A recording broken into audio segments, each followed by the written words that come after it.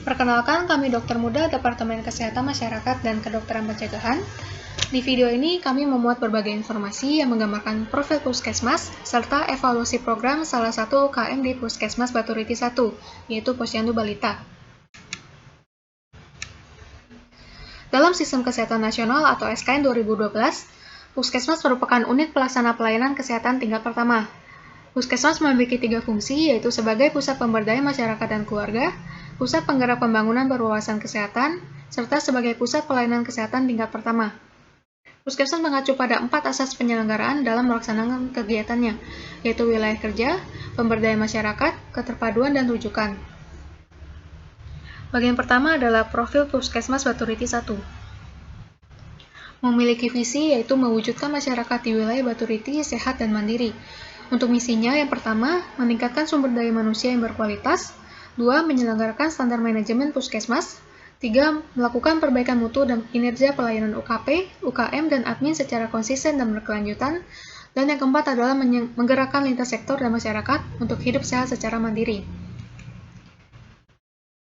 Moto Puskesmas Baturiti 1 yaitu melayani dengan segenap kemampuan dan hati. Tata nilai Puskesmas Baturiti 1 disingkat dengan CERI, yaitu C adalah cepat, bekerja dan melayani dengan sigap dan segera, E adalah efisien, yaitu bekerja dan melayani dengan tepat waktu dan tepat guna, R adalah ramah, yaitu melayani dengan ikhlas tanpa membedakan status sosial, mengedepankan kenyamanan pasien dengan senyum, sapa, sopan, dan santun, dan I adalah inovatif, yaitu memiliki kemampuan untuk bekerja sendiri dengan ide-ide kreatif serta memberi terobosan bagi peningkatan pelayanan kesehatan. Untuk gambaran umum, Puskesmas Baturiti 1 berlokasi di Jalan Gunung Agung, Banjarpacung, Desa Baturiti, Kecamatan Baturiti, Kabupaten Tabanan, Provinsi Bali. Terdiri dari 39 banjar dengan luas wilayah kerja sebesar 72,22 km persegi dari luas Kecamatan Baturiti yang sebesar 99,17 km persegi. Jarak dan waktu tempuh ke puskesmas terjauh yaitu 10 km dengan waktu tempuh sekitar 30-40 menit. Adapun batas-batas wilayah kerja Puskesmas Baturiti 1, di sebelah utara ada Kabupaten Buleleng, sebelah selatan ada wilayah Puskesmas Baturiti 2, sebelah timur ada Kabupaten Badung, dan sebelah barat ada Kecamatan Panambal. Untuk topografi dan iklim, Kecamatan Baturiti memiliki luas wilayah 99,17 km persegi yang terdiri dari daerah pegunungan. Topografi Kecamatan Baturiti terletak di antara ketinggian 300-990 meter dari permukaan laut. Pemerintahan, Kecamatan Baturiti terdiri dari 12 desa dan 64 banjar, di mana 7 desa dan 39 banjar merupakan wilayah kerja Puskesmas Baturiti 1.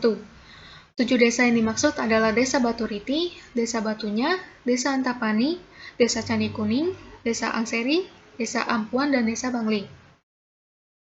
Untuk penduduk, berdasarkan data dari profil Kecamatan Baturiti, jumlah penduduk di wilayah kerja Puskesmas Baturiti 1 tahun 2019 adalah 33.552 jiwa, dengan jumlah penduduk laki-laki sebanyak 17.023 jiwa dan perempuan sebanyak 16.529 jiwa.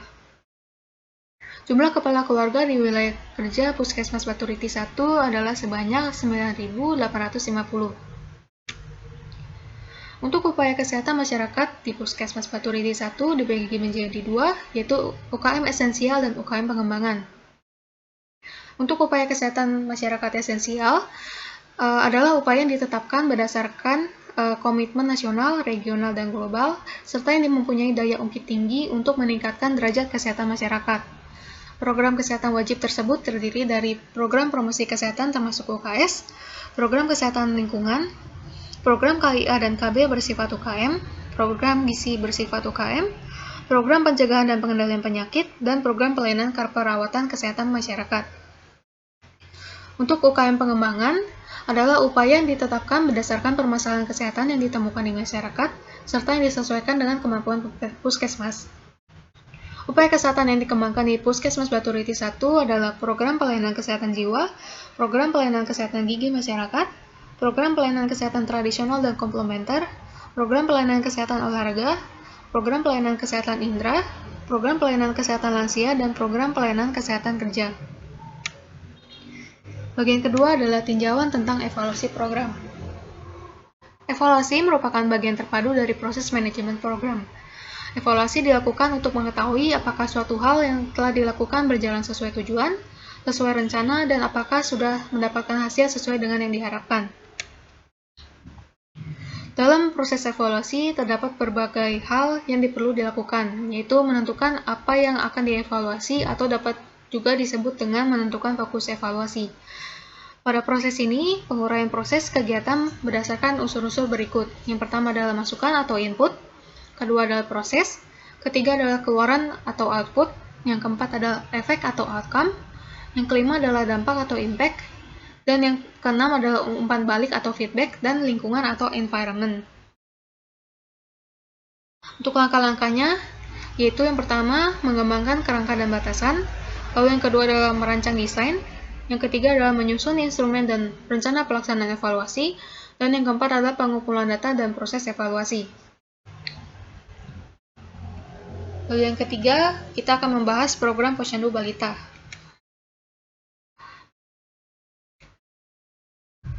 Posyandu merupakan upaya kesehatan bersumber daya masyarakat atau UKBM yang dikelola dan diselenggarakan dari masyarakat, oleh masyarakat, untuk masyarakat dan bersama masyarakat dalam melaksanakan pembangunan kesehatan. UKBM adalah sarana untuk pemberdayaan masyarakat yang dibentuk sesuai dengan kebutuhan masyarakat. Pemberdayaan masyarakat adalah upaya fasilitasi bersifat non-instruktif yang bertujuan untuk meningkatkan kemampuan masyarakat sehingga dapat mengidentifikasi masalah yang dihadapi, potensi yang dimiliki, dan pemanfaatan potensi setempat untuk merencanakan dan melaksanakan solusinya. Tujuan dari pelaksanaan program ini ada tujuan umum dan tujuan khusus. Tujuan umumnya adalah melalui upaya pemberdayaan masyarakat dapat menunjang percepatan penurunan angka kematian ibu atau AKI, angka kematian bayi atau AKB, dan angka kematian anak balita atau AKBA. Untuk tujuan khusus yang pertama untuk memperkuat para masyarakat dalam penyelenggaraan upaya kesehatan dasar, yang kedua adalah memperkuat peran lintas sektor dalam penyelenggaraan posyandu, dan yang ketiga adalah meningkatkan cakupan dan jangkauan pelayanan kesehatan dasar. Untuk kegiatan dan ruang lingkup kegiatan untuk mencapai tujuan program, yaitu program posyandu ini memiliki 5 kegiatan dasar dan kegiatan tambahan. Kegiatan dasar meliputi penimbangan, penanggulangan diare, pembagian vitamin A setiap bulan Februari dan Agustus, pemberian obat cacing setiap bulan Februari, dan pencatatan dan pelaporan. Untuk kegiatan tambahan yang bisa dilaksanakan di posyandu seperti BKB atau Bina Keluarga Balita dan Toga. Untuk jadwal dan pelaksanaan diatur oleh masing-masing desa yang menyelenggarakan posyandu.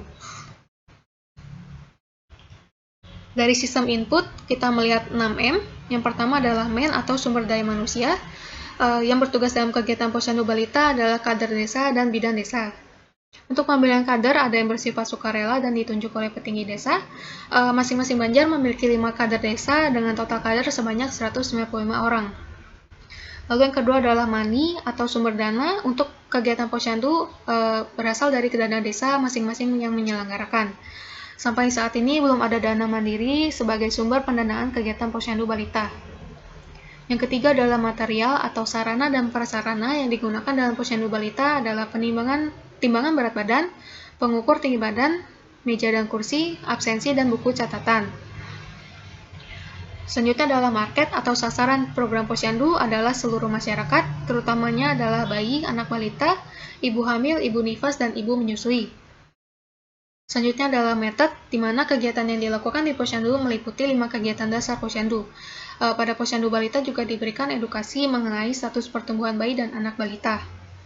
Dan terakhir adalah minute, di mana masing-masing desa akan melaksanakan kegiatan posyandu balita secara terjadwal setiap bulan 1 kali.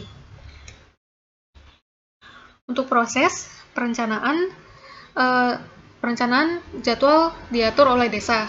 Jadwal tersebut akan dibagikan melalui grup, kemudian bidan desa dan petugas promosi kesehatan akan menyesuaikan jadwal untuk ikut mendampingi di posyandu. Untuk pelaksanaannya dilakukan pendaftaran, pengukuran tinggi dan berat badan, pencatatan, dan pemberian imunisasi oleh bidan, dan terakhir diberikan konseling dan edukasi kepada keluarga.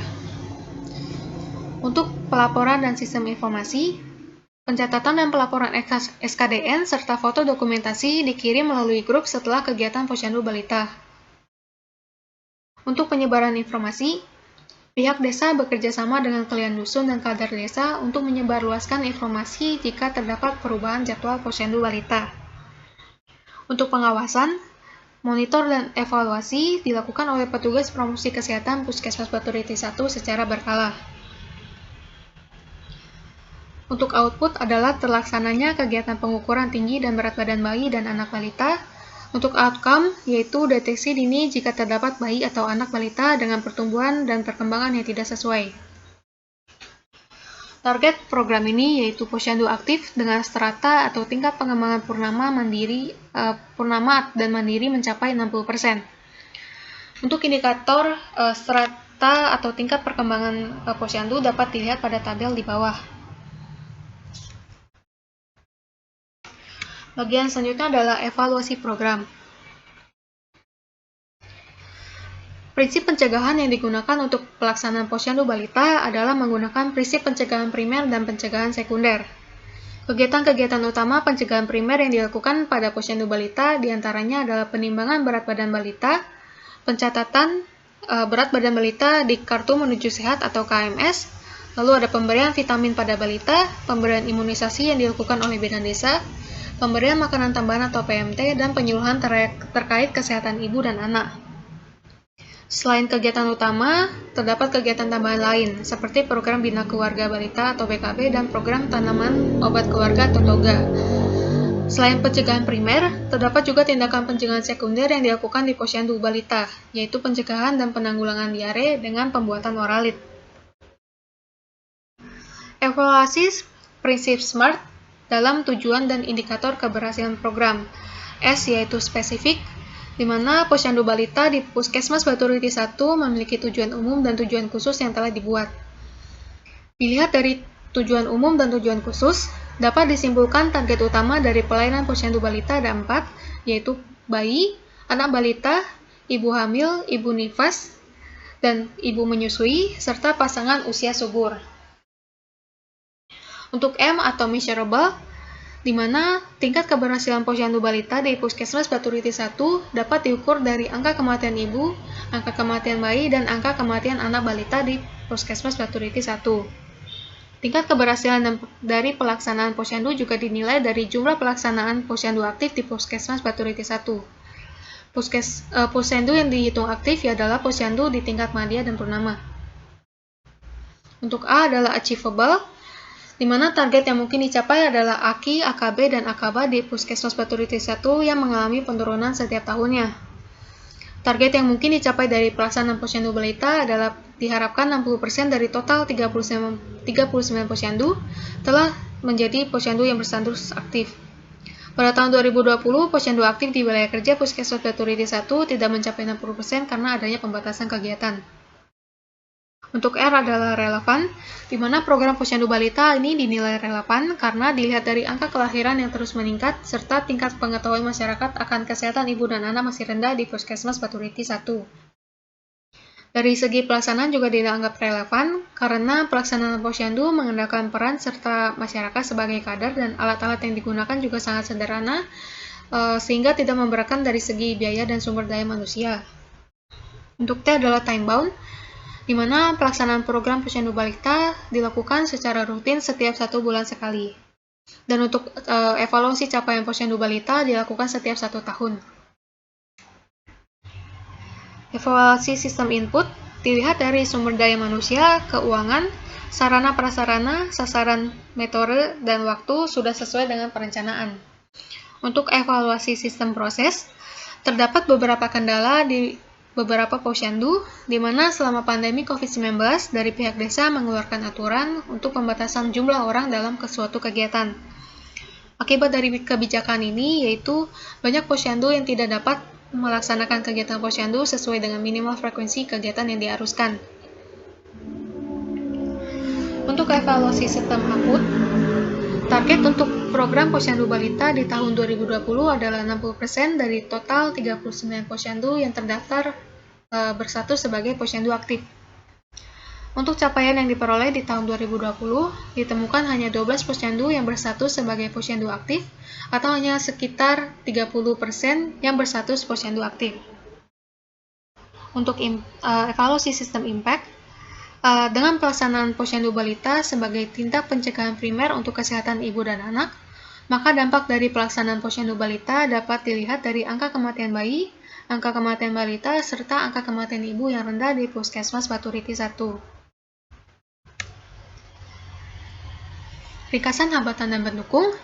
Hambatan dari pelaksanaan posyandu balita di tahun 2020 adalah adanya penerapan kebijakan oleh pihak desa yang membatasi kegiatan kemasyarakatan untuk berkerumun, sehingga sebagian besar posyandu tidak dapat melaksanakan kegiatan posyandu sesuai dengan minimal frekuensi kegiatan yang diharuskan. Untuk alternatif solusi dan alasannya, yang pertama, alternatif solusi yang dapat dilakukan adalah dengan membagi tugas tim posyandu untuk melakukan kunjungan rumah untuk melaksanakan penimbangan bayi dan balita, sehingga cakupan SKDN dan pembagian PMT tetap dapat terpenuhi. Yang kedua, alternatif solusi lain yang dapat dilakukan adalah dengan membagi kegiatan posyandu balita menjadi 2 sesi, sehingga kerumunan masyarakat yang mengikuti kegiatan posyandu dapat dikurangi. Sekian penjelasan singkat kami mengenai program posyandu balita di Puskesmas Batu Riti 1. Terima kasih.